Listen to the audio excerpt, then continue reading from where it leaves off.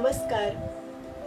आज मैं कक्षा 10वीं के भूगोल विषय को पढ़ाने जा रही हूँ, जिसमें पहला पाठ है क्षेत्र अध्ययन। मुझे पता है सभी को घूमना फिरना अच्छा लगता है, परंतु आपके सामने क्षेत्र अध्ययन की जब बात आई तो आपके मन में प्रश्न उठता होगा, क्षेत्र अध्ययन अर्थात क्या है। किसी भी स्थान का प्रत्यक्ष रूप से वहाँ का निरीक्षण करके वहाँ की भौगोलिक सांस्कृतिक घटकों की जानकारी को प्राप्त करना ही क्षेत्र अध्ययन कहलाता है। अर्थात हम किसी स्थान पर जब जाते हैं तो वहाँ की संस्कृति को, वहाँ की सभ्यता को, वहाँ की चीज़ों को देखकर जो जानकारी एकत्रित करते हैं उसे हम क्षेत्र अध्ययन करते हैं। तो आज हम महाराष्ट्र राज्य में रहते हैं, तो महाराष्ट्र राज्य में क्षेत्र अध्ययन के लिए हम यहाँ पर उस्मानाबाद जिले के नलदुर्ग से रायगढ़ जिले की ओर बढ़ रहे हैं और रायगढ़ जिले के अलीबाग तक हम क्षेत्र अध्ययन करेंगे। क्षेत्र अध्ययन हेतु हमने एसटी बस की व्यवस्था की है। हम सभी विद्यार्थी और शिक्षक इस एसटी बस में बैठकर जाएंगे अलीबाग और रास्ते में हम जो भी चीजें देखेंगे उसका क्षेत्र अध्ययन करेंगे। इस क्षेत्र अध्ययन के दौरान हम रास्ते में भूमि की जो आकृति है, भू आकृति, मृदा, वनस्पति और अधिवास, इन सभी में जो भी अंतर दिखाई दे रहा है और किस प्रकार का अंतर दिखाई दे रहा है, तो छात्रों आप जो भी अंतर देखोगे भूमि में, अधिवास में, वनस्पतियों में, आप उसे नोट डाउन जरूर करना। तो क्षेत्र अध्ययन करते समय सबसे हमारे पास क्षेत्र अध्ययन हेतु इन जो सामग्री का होना आवश्यक है, इन सामग्री के आधार से हम क्षेत्र अध्ययन को और अच्छा बना सकते हैं, जिसमें वहाँ का, उस जिले का मानचित्र, प्रथम उपचार पेटी और आवश्यक चीज़ों को लिखने के लिए एक कॉपी और पेन की आवश्यकता होती है।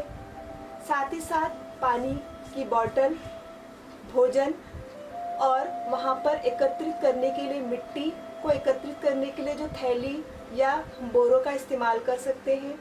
साथ में टोपी, इन सभी साहित्यों का प्रयोग जरूरी है। इन सभी साहित्यों को साथ में लेकर हम क्षेत्र अध्ययन के लिए निकलते हैं।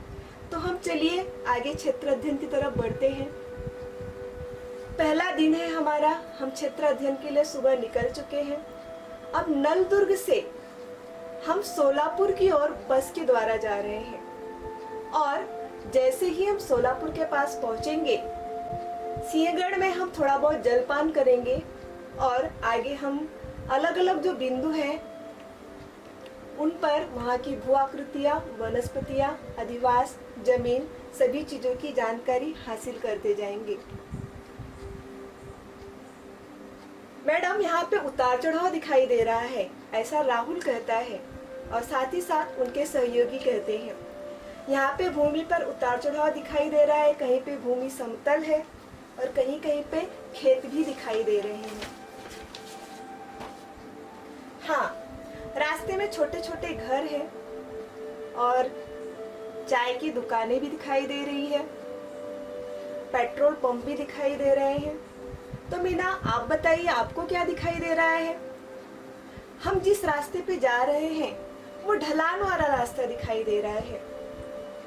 आपने सही कहा, ये बालाघाट की पर्वत श्रेणियों की ढलान के दक्षिण की ओर स्थित है। यहाँ पर यह सह्याद्री पर्वत की पूर्व की ओर एक शाखा दिखाई दे रही, जो आपको भू आकृति में दिखाई दे रही है। यहाँ के घरों के बारे में आप ध्यान से देखिए, इनके अंदर भी परिवर्तन दिखाई दे रहा है। रास्ते में सटे हुए पंक्तिबद्ध घर दिखाई दे रहे हैं और जिससे यह मालूम पड़ता है कि ये एक रेखीय अधिवास पाए जाते हैं, जो हमने 7वीं कक्षा में पढ़ा हुआ था। ये एक रास्ते से सटे हुए घर एक पंक्ति में है, जिनकी घरों की दीवारें मिट्टी और पत्थरों से बनी हुई है। घरों के छप्पर के लिए लकड़ी और मिट्टी का उपयोग भी दिखाई दे रहा है और कहीं कहीं पे घास फूस दिखाई दे रही है। सूखे निष्पक्ष वर्ण दिखाई दे रहे हैं। निष्पक्ष वृक्ष अर्थात ऐसे वृक्ष जिनकी पत्तियां एक विशिष्ट समय पर सूख जाती है, झड़ जाती है, उसे हम निष्पर्ण वृक्ष कहते हैं। तो बच्चों, आप जो उत्तर दे रहे हैं वो बहुत ही सही दे रहे हैं, अर्थात आप सभी चीज़ों को अच्छे से ध्यान से सुन रहे हैं, देख रहे हैं और निरीक्षण कर रहे हैं। तो ये जो वनस्पतियां आप देख रहे हैं, ये वनस्पतियां शुष्क प्रकार की वनस्पतियां हैं, और इस पहले दृश्य में पर्णपाती वनस्पतियों को हम देख रहे हैं कि जो विशिष्ट समय में इनके पत्ते झड़ जाते हैं। तो आगे हम चलते हैं। अब हम चलते चलते सोलापुर शहर पे आ पहुंचे हैं। जैसा कि आप देख रहे हो, सोलापुर एक शहर है, और इस शहर की जनसंख्या, शहरों का एक खास बात यह होता है कि शहरों की जनसंख्या बहुत अधिक होती है।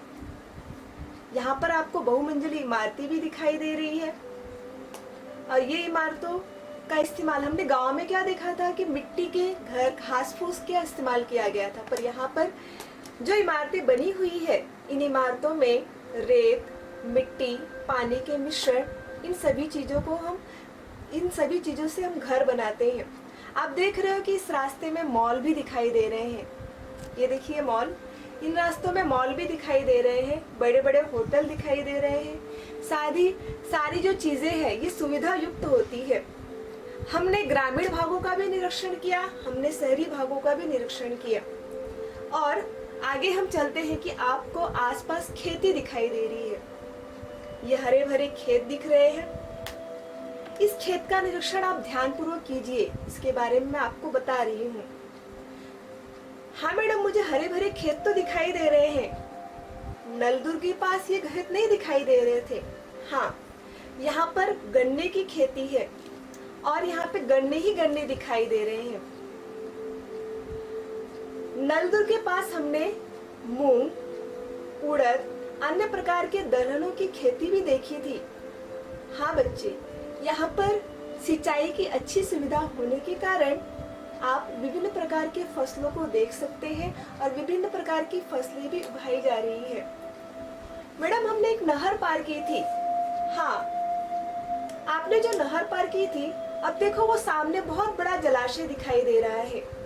ये कौन सा जलाशय है? ध्यान से देखिए मानचित्र। जो मानचित्र आपको दिखाई दे रहा है, ये भीमा नदी पे स्थित उजनी बांध का जलाशय है। देखिए कितना विस्तार से है। कौन सी नदी पर? भीमा नदी पर स्थित उजनी बांध है। इस बांध का उपयोग अनेक कार्यों के लिए किया जाता है। इस बांध का उपयोग विद्युत उत्पादन के लिए किया जाता है, बिजली उत्पादन की जाती है, और मत्स्य उत्पादन, मछलियों का भी उत्पादन किया जा रहा है। यहाँ पे देखिए बहुत सारी मछलियों का उत्पादन के लिए किया जाता है। साथ ही साथ पेड़ों की सिंचाई के लिए भी किया जा रहा है, और यहाँ से नहरें भी निकाली गई है। मैडम, मुझे अगला भाग तो मैदानी भाग लग रहा है। हाँ, अब हम मैदानी भाग से गुजर रहे हैं। इसके पहले ये जो पठार दिखाई दे रहा था, वो दक्कन का पठार था, दक्षिण की पठार था। आगे आगे जैसे जैसे हम आगे बढ़ते जाएंगे, भू आकृतियों में परिवर्तन दिखाई देता जाएगा। तो जो हमारी भू आकृतियों में परिवर्तन दिखाई दिया, अब हम नलदुर्ग से आगे की तरफ की यात्रा शुरू कर रहे हैं। तो आपको और कौन कौन से पेड़ दिखाई दे रहे हैं? यहाँ पे बबूल के पेड़, बरगद के पेड़, पीपल के पेड़, अंजनी के पेड़, ये सारे दिखाई दे रहे हैं। बहुत सही। ये जो पेड़ है, ये अर्धशुष्क वनस्पतियों के प्रदेशों के पेड़ दिखाई देते हैं। जहाँ पर अर्धशुष्क मौसम होता है, ऐसी जगहों पे ये पेड़ पाए जाते हैं। ठीक है, अब हम सिंधुदुर्ग पहुंच चुके हैं। सिंधुदुर्ग के शीर्ष स्थान पर पहुंच चुके हैं। शीर्ष स्थान अर्थात उस दुर्ग का अंतिम छोर। प्राचीन समय में अपनी सुरक्षा के लिए पहाड़ों पर किले बनाए जाते थे, जिसे दुर्ग कहा जाता था। और महाराष्ट्र यह दुर्गों का गढ़ कहा जाता है। तो हम अब सिंहगढ़ के शीर्ष दुर्ग पर पहुंच चुके हैं। तो बच्चे, अब हमको दुर्ग से अंदर जाना है, इसलिए आप अपने साथ कलम, दूरबीन, कैमरा, टोपी, पानी की बोतल ही ले। इसके अलावा अन्य कोई भी सामग्री अपने साथ नहीं लेकर चलना है। तो हम दुर्ग के ऊपर चढ़ रहे हैं। देखिए, दुर्ग का सिंहगढ़ का प्रवेश द्वार दिखाई दे रहा है। आसमान में देखो बादल छाए हुए हैं। हाँ, आसमान में बादल छाए हुए हैं। यहाँ पे हर समय मौसम में परिवर्तन होता रहता है। बहुत ही सुंदर और आकर्षक दृश्य दिखाई दे रहा है। हाँ, अब हम सिंहगढ़ के किले पर पहुंच चुके हैं। अच्छा नेहा, आप दुर्ग का परिचय कैसे दोगी? मैडम, जब मैं सिंहगढ़ पर पहुंची तो वहां पर मैंने सूचना फलक देखा और उस फलक पर सारी जानकारी दी गई थी और उसका मैंने फोटो भी ले लिया, छायाचित्र ले लिया। बहुत अच्छा, इसीलिए मैंने कहा था कि आप कैमरा और अन्य साहित्य लेकर चलिए। अब हम ढाल वाला मैदानी प्रदेश भी दिखाई दे रहा है, जो सिंधुदुर्ग किले से ही दिखाई दे रहा है। बहुत खूब। यहाँ पर घाटियां, पर्वत, पहाड़, पर्वत श्रृंखलाएं, ये सारी चीजें इस तरह से दिखाई दे रही हैं। धन्यवाद।